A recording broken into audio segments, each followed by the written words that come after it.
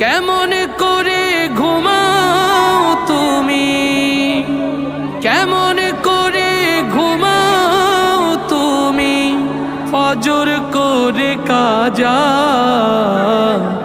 এমন তো হতে পারে জোহরে জানাজা, এমন তো হতে পারে জোহরে জানাজা। মুসলিম হই না জন্ম নিলে মুসলমানের ঘরে, কাফের মুমিন তফাতটা হয় নামাজের উপরে।